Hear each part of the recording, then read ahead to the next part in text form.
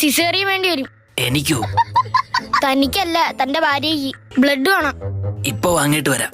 എന്തോന്ന്? Bread. Blood വേണോന്ന്? ഏത് കളർ വേണം? ചുവപ്പ് മതിയല്ലേ?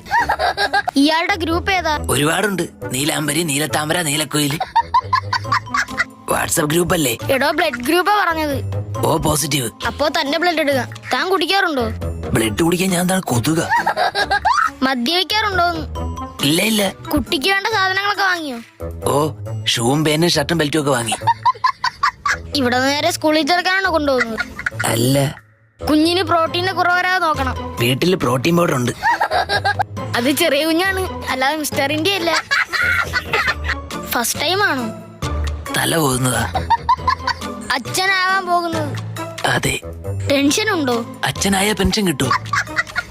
ഇയാൾക്ക് പേടിയുണ്ടോന്ന്? ചെറുതായിട്ട്.